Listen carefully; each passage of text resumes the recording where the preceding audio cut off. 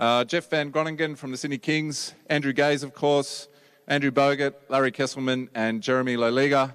Without further ado, I'll introduce Jeff Van Groningen for a very special announcement.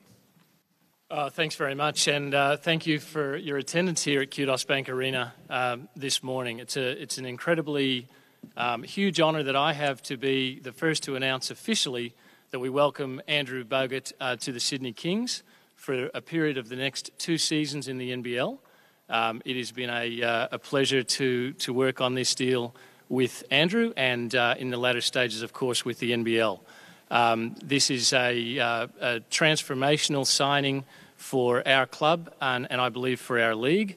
And I'd just like to officially welcome Andrew on deck here, right on the floor that will turn into the playing floor come October of this NBL season. So welcome along, welcome to the Kings family, welcome into the NBL family.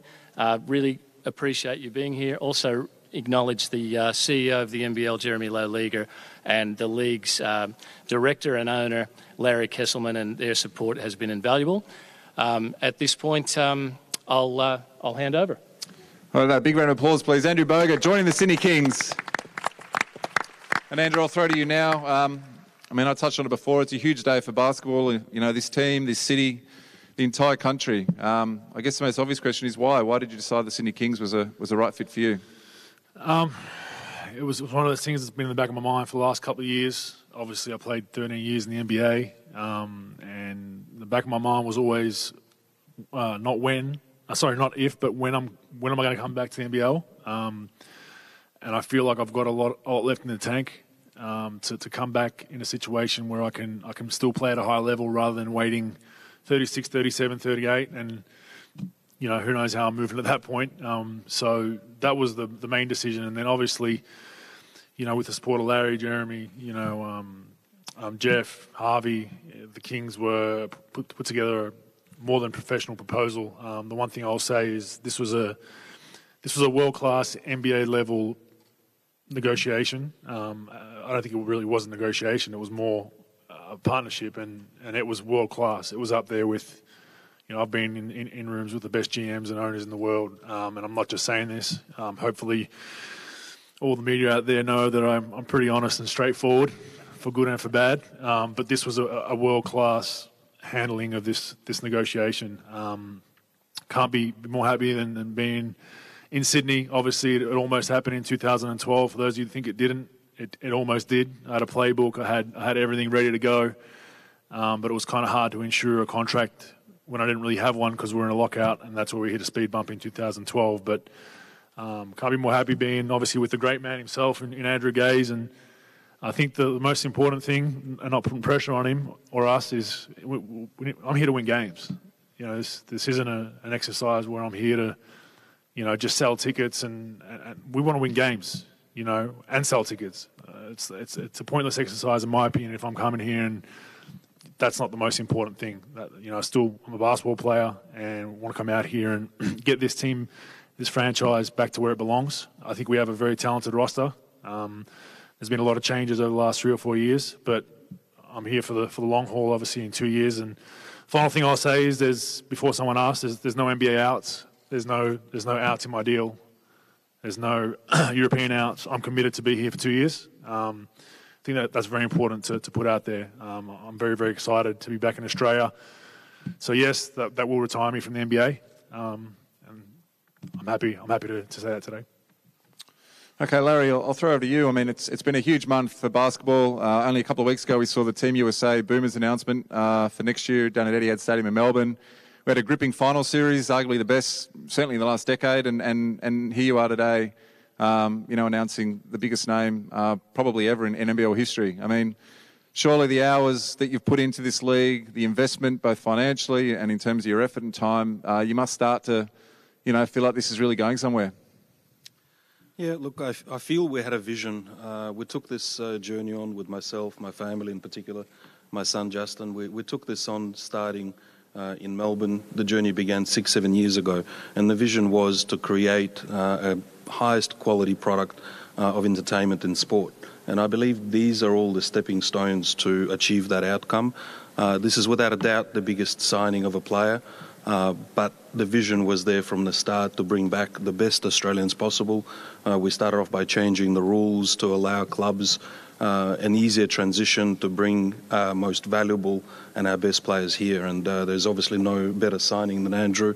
He's an amazing ambassador for the sport, and he's an amazing person to inspire the kids to make sure that this venue is all it can be. And as far as the NBL is concerned, we couldn't be prouder. We couldn't be more thankful to himself, but I'll also mention the person that is unfortunately not here. And you need the right people on the journey of business, and the main person behind Sydney Kings being Harvey Lister, who unfortunately can't be here, needs to be acknowledged. And the partnership with him and his vision for the Sydney Kings is what's making this possible. So for us, this is a game changer, along with a lot of other things that we've done and the other things that we're actually going to announce. I want you guys to know that it feels like we're in an amazing place, but we have just begun. It's been 3 years of building, and to build a league that someone like Andrew can come back to and call home and be proud of, the professionalism that has been shown, as he mentioned, in doing this deal, but more so to allow him to play in such an arena, in such a league.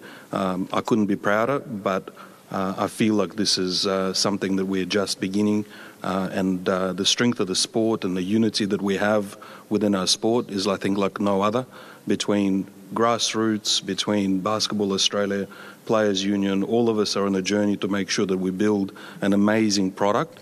It's not lost on us that it's a business that we want to run. It's a business that needs to be sustainable, and this is a huge, huge moment for us and the future of the sport. So thank you to the Kings. Thank you to Andrew. Couldn't be more excited and looking forward to the season even more now. So, and stay tuned for more announcements. Okay, Andrew Gaze, I'll throw over to you. And I mean, let's kind of get down to specifics, I guess. I mean, it's a huge signing, right, for the Sydney Kings. I mean, what does this mean for the organisation, you know, heading into next season? Yeah, well, I don't think in the history of our competition we've been able to have a signing like this, and so it's a landmark day for the Sydney Kings and, of course, the NBL. And I just echo Larry's comments there to say that the collaboration between the owners, the league, Basketball Australia, all of the elements of the sport are heading in the right direction and very unified in what it's going to require to continue to grow the game. And I think that we can't always say throughout the history that that's been the case. And I think it's only because of those circumstances that you get the confidence of someone like Andrew Bogut to believe in our product and want to come back and be a part of it. He sees the direction that the game is going, and it's through Larry and Harvey, Jeremy and Jeff, and the way in which everyone's been able to come together provides us with an opportunity to provide entertainment to our fans that is world class. It's been like that for a while, and unfortunately the perception of the games had to go through a bit of a change, and with what Larry's been able to do with his team to help change that perception has led to moments like this. And as he mentioned, I'm sure that there's many, many more to come, but from my standpoint, my understanding from Jeff as far as Andrew was concerned, when I first took on the job, Harvey was speaking to Jeff, and it was Harvey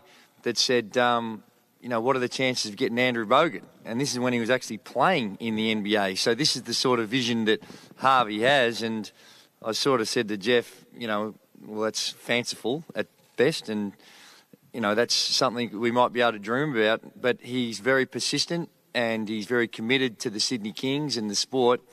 And it was, these guys were working on it together.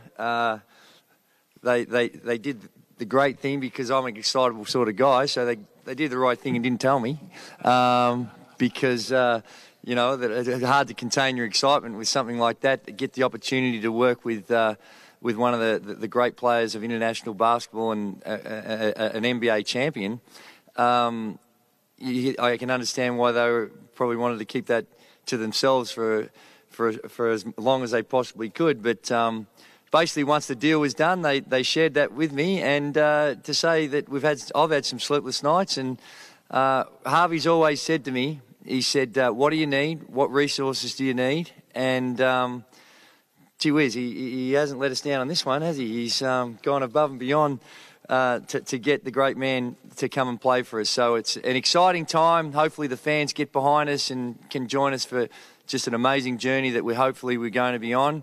Melbourne United are the champions. They're the benchmark, and they were fantastic last season. It's a tall order, even with Andrew Bogut in our corner. So it's going to be a tough one. The hard work really begins from now, and the great thing is he's inspired. He's looking forward to it. His enthusiasm, I almost feel like I need to crank my enthusiasm up a little bit because the great man here is up and about. So it's we're really looking forward to it. Can't wait to get out on the floor and get to work with Andrew and the rest of the guys. We've got a great team, and congratulations to Jeff and Harvey for what they've produced, and hopefully we don't stuff it up. And then finally, I'll throw over to Jeremy, and then we'll have a moment. I'll open up to the floor in a second. But, Jeremy, Andrew kind of touched on it. This isn't the farewell tour. We're getting a guy in the biggest city in the country who's come here to win. What does this mean for the rest of the league? What does it mean for fans in other clubs, for players in other teams, for your commercial partners? Oh, it's nothing short of enormous. Let me start by congratulating Andrew, Jeff and Harvey for having the vision to put together such a fantastic deal and a fantastic team. So we've got one cornerstone of what's going to be a very successful Sydney Kings sitting here on the panel. We've got another two of those cornerstones just off screen in Kevin Lish and Brad Newley, and Jerome Randall coming back next season as well. That's before you sign another two imports, Jeff. So you've got all the hallmarks of what's going to be the best starting five in NBL history, in my opinion. Harvey and the team have done their job, and it's now up to the fans of the Sydney Kings to turn up and fill this fantastic NBA quality standard stadium come round one, because it's going to be an amazing show. I know I'll be here to see it, and I'll probably be the most excited fan in the place. I think when Larry and I first started on this journey a few years ago, and we got behind the desk of the NBL for the first time, we said to one another, what do we want to build? And I think the answer literally to the word was, we want to build a league that someone like Andrew Bogut would be proud to return to towards the conclusion of his career. And so for us, this is an amazing endorsement of what it is that we've been striving to do along with the 8 teams over the last 3 years. It represents a significant step forwards, but it is by no means the end. We have so many more exciting plans for this league, and they are that much closer to fruition now that we've got a league that is recognised globally for the quality that it is. And Andrew's lending of his support to this league adds to that credibility 10 times more so. So we couldn't be prouder to have you on board. We couldn't be more proud of the product. You asked the question, Tristan, in terms of TV and sponsors. Look, I think we're the only national sporting league that can claim to have had growing attendances and growing TV ratings for the last 3 consecutive years. I think Andrew signing today is a pretty solid step towards making that 4 consecutive years. And what that means for us in terms of our conversations with free-to-air partners is very, very significant. And I would be very surprised if come tip-off in October that we weren't looking at many more games on free-to-air TV, along with continuing our fantastic partnership with Fox Sports. Thanks a lot, Jeremy. All right, I'll throw open to the floor now. And also, I'll also make note, we've got a hashtag. It's King Bogut, so if you're posting anything, please feel free to use our hashtag King Bogut. Don's got a microphone, so feel free to put your hand up if you'd like to ask a question. I will again stress, obviously there's a lot of media here, so please take this opportunity to fire away. Andrew, welcome to the Kings, mate. Can you just take us through how it was that you were contacted by the NBL or by the Sydney Kings, and when it all actually started to happen? So Jeremy and I, along with Larry, have been in communication for a number of years, just, informally, formally, on the record, off the record. So we've been in communication. I'd approached Jeremy, probably 2 years ago, and said, down the track, I don't know if it's going to be 2 years, 3 years, 4 years, 5 years. I want to establish a relationship where once something like this can be discussed, that you guys are ready and we can go through with it. So that was that part. I'd obviously been talking to Larry for about 2 or 3 weeks, along with potentially going to Melbourne United. So you guys have heard those rumours, and that was out there as well. But I'd always obviously known Jeff for a number of years as well. Through CJ Bruton, he'd come all the way back when I was in Milwaukee and came on a tour and met me, and we had conversations around the NBL back then. But the Kings thing really heated up probably Thursday night. And the way they handled it and how quickly they acted, this was done, Thursday night, Friday night, Saturday night, Sunday night. It was we've been on the phone and email, all throughout that day, on Thursday, and then Friday and Saturday and Sunday. My wife was, I can't help out with a toddler. I'm right next to the phone. I'm holding him. I have to put him down because, I'm getting calls. And like I said earlier, the utmost respect for the way it was handled. And then we put a bit of pressure on the league to have them hurry up and sign off on it. And they did their job, and everything got done to be here for this press conference. So it's, the process was storybook in a way. More questions? Patrick? Andrew, congratulations and welcome. How important is it for you to set the precedent, being an NBA player, coming back and playing in the NBL? We've got a lot of Aussies over there now. Do you feel like you're part of a movement? Well, let's hope so. I know, I'm not going to say who, but I know there's a couple of guys that have already texted me and already spoken to me about potentially doing the same thing when their time is right to come back from the States. So I think hopefully this does set a precedent. Not only that, the NBL is in a position to facilitate a deal like this. And it's not necessarily about money. For me, I made a lot of money in my career. It's about handling the day-to-day, sitting around in a boardroom. Who are the faces you're looking at? And these are world-class business people that are sitting around that table. So that was very, very important to me. I really value my personal brand, especially in Australia, and they've been great on helping me still, be able to promote myself as well and be involved with all that and helping the NBL. So there has to be some give and take, and that's been fantastic. But like I said, the NBL is in a position to do this. 4 or 5 years ago, to be honest with you, I wouldn't have even thought about it because there was a lot of work that Larry had to do between now and then, and they've done it. There's a lot of announcements with the NBL over the last 2 years. It seems like every month they're putting something out there, and that's fantastic. And obviously with the TV deal pending as well, it's a fantastic time. They've got the rights to the USA game. So anyone out there commercially that wants to get a good deal on that game, let's talk to these big dogs over here and get the NBL on free to wear. I think it's a perfect time. And, you tie in Ben Simmons and the way Australian basketball has been represented over there as well. It's a fantastic time, and there's no better time for the NBL.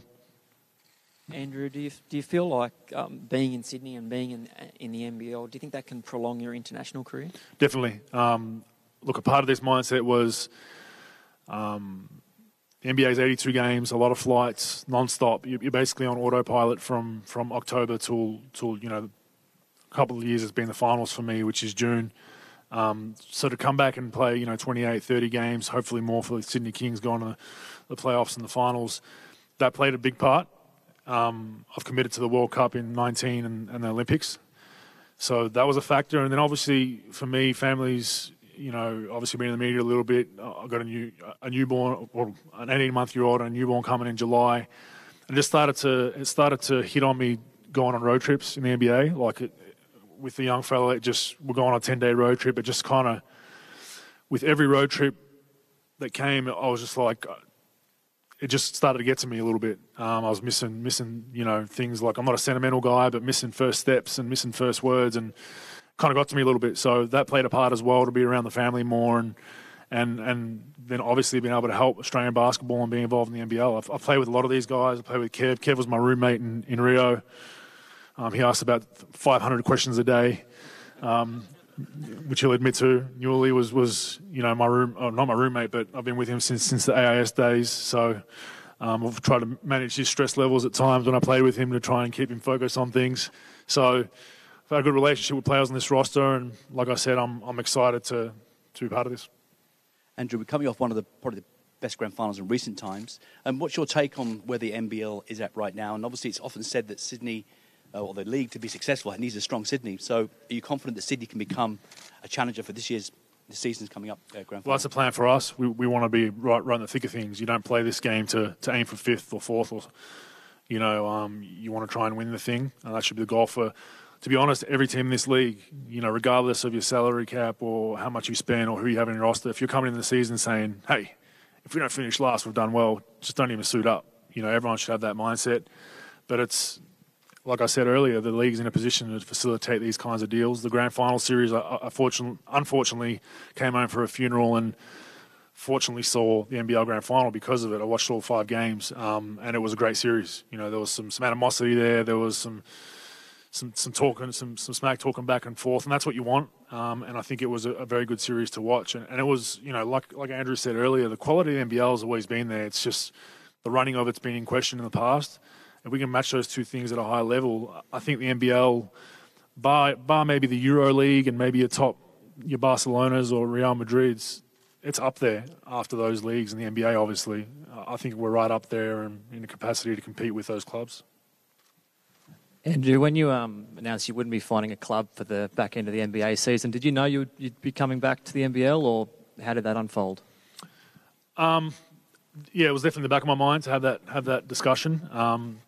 But it was kind of a domino effect for me. So I got released by the Lakers, had a lease in Manhattan Beach, moved into a hotel because I thought I'd get picked up pretty quickly, got an offer pretty much straight away with a club that I didn't really think was a good fit.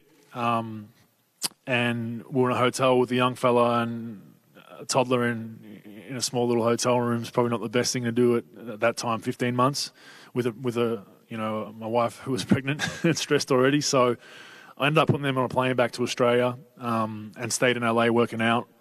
I had 2 teams that had salary cap issues, meaning they spent a lot of money, asked me to wait till late March to sign to help their cap.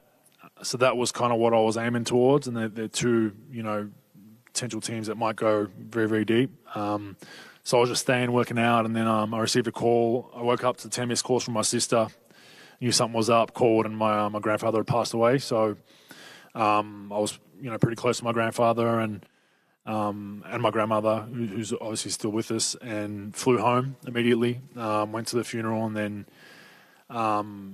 was thinking about going back. And then my wife was starting to really struggle with the pregnancy, toddlers all over the place, and I just thought it was the right decision to stay in Australia before any of this was even discussed. And then once I decided to forego returning, I thought, let's have a crack at this discussion and see where it goes. I can always return to the NBA for another year or 2, but like I said earlier, I wanted to try and get back to Australia and get settled and be around family, and it all just came together really quickly.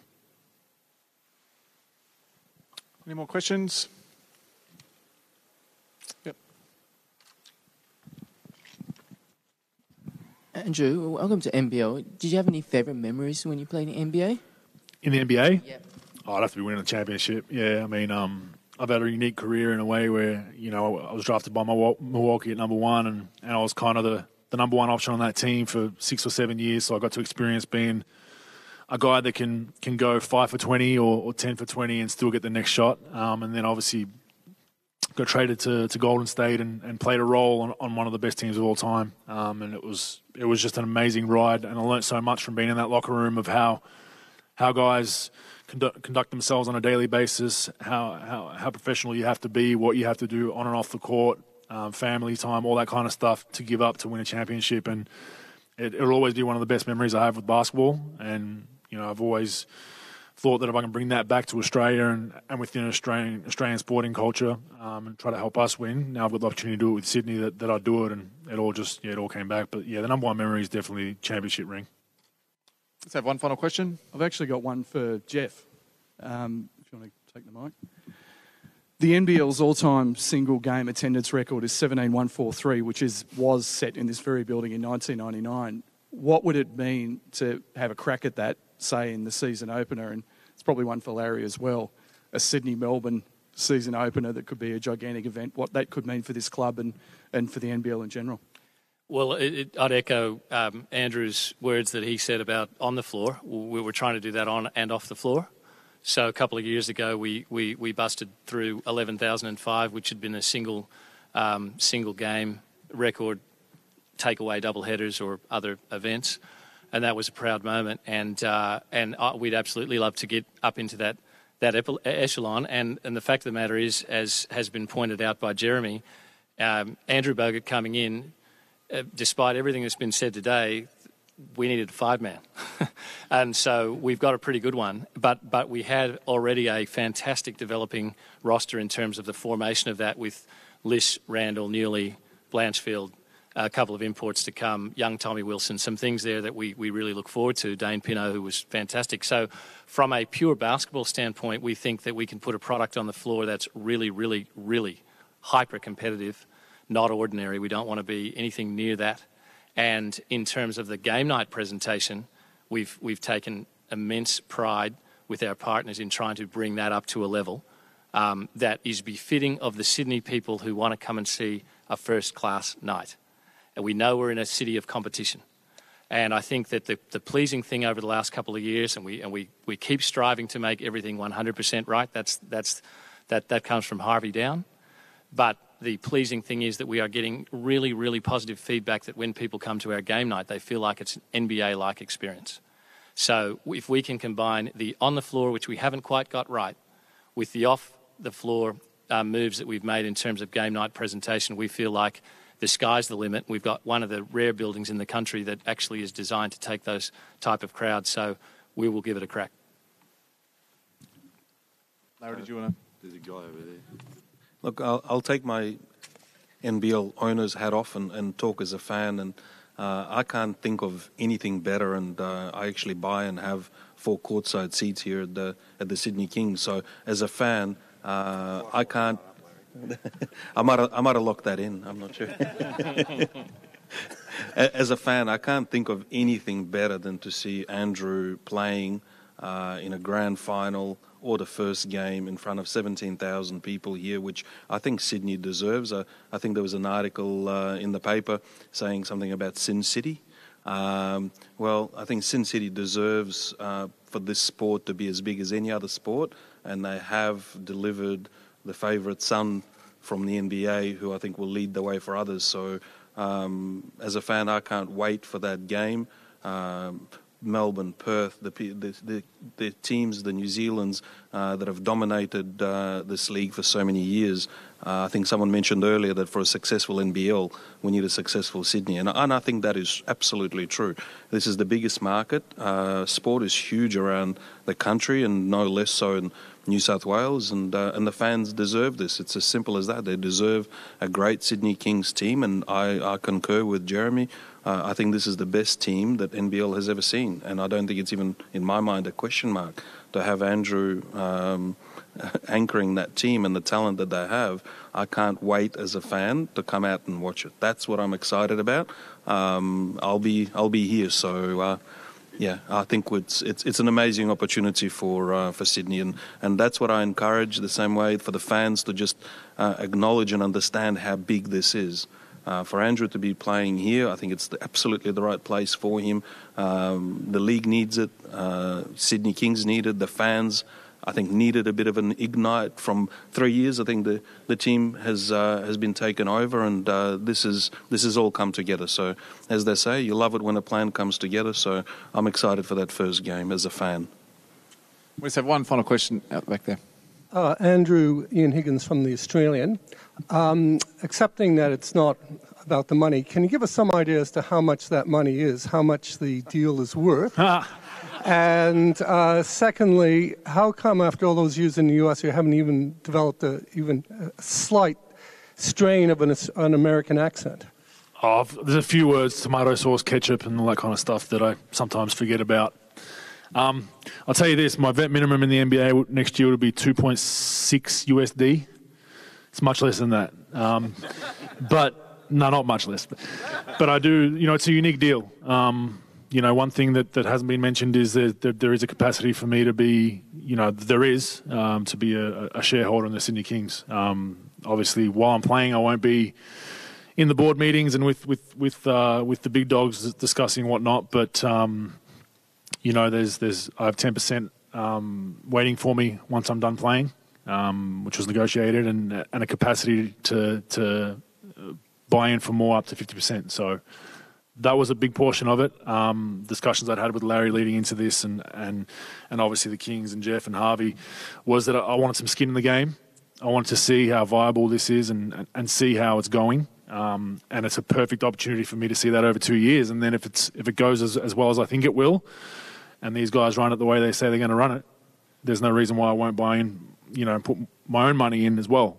So it was that. It was obviously just how we're gonna market the league, how we're going to use each other. That was a lot of the conversation. Was, I know I have an image here. The NBL has an image. How can we work together and figure things out? That was the basis of a lot of the negotiations also. So obviously to move from Melbourne, I'm obviously receiving some money, so there's no secret there. But that's all. We'll keep in our pocket. But like I said, if this was about money, I received an offer to go to China for $1.5-2 million tax free.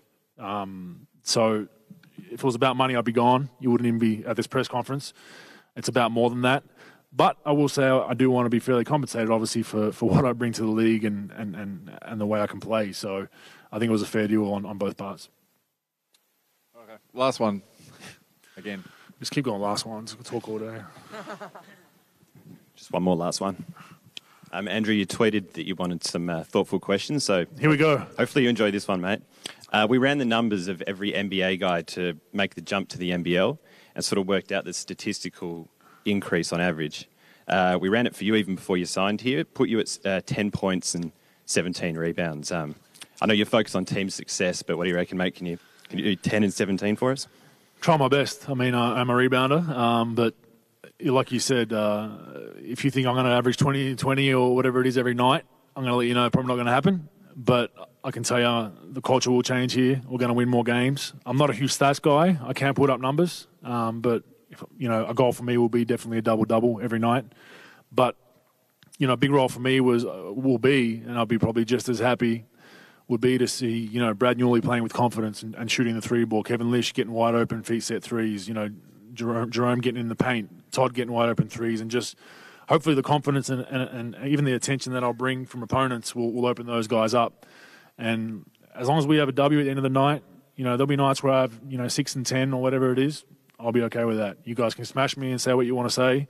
But if we're winning games at the end of the night, I think everyone will be happy. At least it's somewhat important to me, which is most of the guys behind this desk, except for these two fellas. And, the Kings board and owners.